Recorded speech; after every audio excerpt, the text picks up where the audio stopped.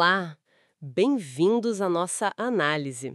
Hoje a gente vai olhar para um momento bem quente da guerra comercial entre Estados Unidos e China, sabe? Aquela tensão toda por causa das tarifas do Trump, né? Essa mesma. A gente se baseou em vídeos de notícias da época, tipo CNN Brasil, UOL, Band, Record, Revista Eve.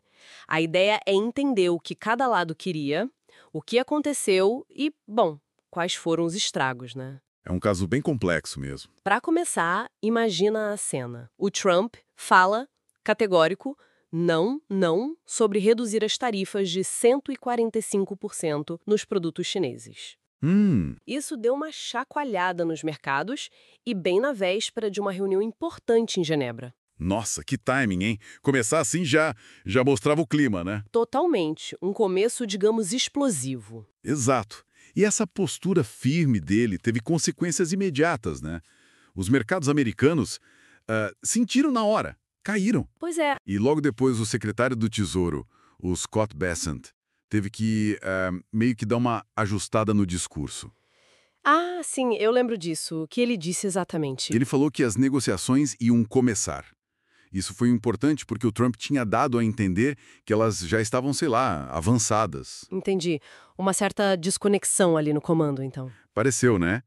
E enquanto isso acontecia, essa confusão na comunicação, o Trump ainda soltava umas pistas falando de um grande acordo com um país respeitado. Deixando todo mundo tentando adivinhar quem seria. Exato. As fontes na época diziam que Japão e Canadá pareciam meio improváveis. Ficou aquela especulação no ar. E tudo isso com uma pressão política interna gigante em cima dele, certo? As eleições de meio de mandato estavam chegando. Sim, com um risco bem real de os republicanos perderem espaço. Falava-se até impeachment, né? Havia essa tensão. E isso, claro, alimentava aquela ideia, que a gente já viu acontecer outras vezes, de que talvez o Trump pudesse taticamente recuar um pouco sob pressão, sabe?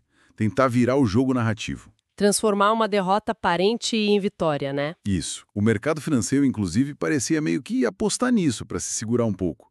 Tipo, ele vai acabar cedendo. Enquanto isso, lá na China, a resposta também não foi nada leve. Não mesmo. Pequim veio ao público dizer que ia defender a justiça, que essa pressão não ia funcionar. E colocaram condições, né? Sim, uma condição bem clara para o diálogo. Só sentavam para conversar se fosse com base em igualdade, respeito mútuo. O que na prática significava, tirem as sobretaxas, voltem para os 20% de antes. Bem direto ao ponto. E não ficou só na palavra, né? Eles responderam na mesma moeda, com tarifas retaliatórias de acho que 105% sobre produtos americanos. Pesado também. Sim. A China, a gente sabe, joga um jogo um pouco diferente em alguns aspectos. Eles têm aquela visão de longuíssimo prazo. Projetos de 100, 200 anos, né? Foi mencionado isso. Exato. Isso dá uma capacidade de resistir, diferente talvez. E o regime também permite absorver pressão política interna de outra forma. E tinha outra coisa, né? O controle da informação. Como é que era isso? Ah, sim.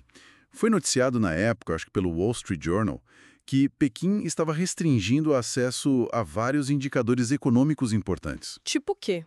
Olha, coisas como vendas de imóveis, investimento estrangeiro que entrava no país, dados de emprego, centenas de indicadores, na verdade. Nossa. E qual o efeito disso? Bom, dificultava muito para quem estava de fora, para nós, para o mundo, avaliar o impacto real que essas tarifas americanas estavam tendo lá dentro, entende? Uma estratégia de opacidade, talvez. E já eram enormes, né? Inegáveis. Tinham dados da Flagport mostrando uma queda, assim, brutal, de 60% nos navios de carga da China para os Estados Unidos em abril daquele ano. 60%. É muita coisa. Muita coisa. E a previsão do JP Morgan para a segunda metade do ano era ainda pior.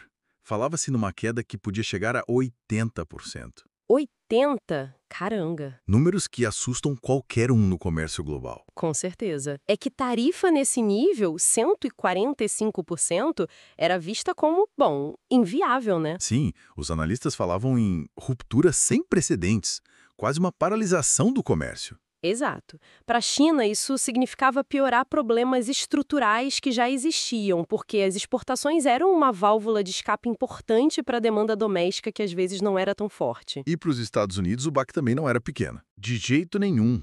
A China era o segundo principal parceiro comercial deles.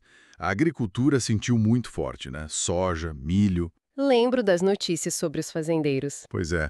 E gigantes de tecnologia tipo Apple, Tesla, tiveram que repensar planos de expansão, contratações. E no fim, claro, chegou no bolso das pessoas, né? Sempre chega. Aquele exemplo do tênis que subiu de 120 para US$ 175, ou o notebook de 799 para 1.150. Isso ilustra bem, né? É um impacto direto. Uhum.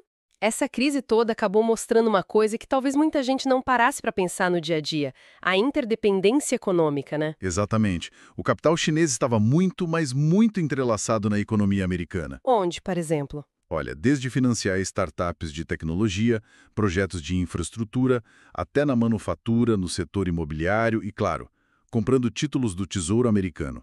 Financiava crescimento, empregos. E a retirada desse capital foi chamada de hemorragia silenciosa. Por que silenciosa? Porque não era aquele crash espetacular da bolsa que todo mundo vê na hora, sabe? Era mais uma drenagem lenta de recurso. Que ia minando a economia aos poucos. Isso. Afetava o investimento de longo prazo, a criação de empregos e o potencial de crescimento futuro.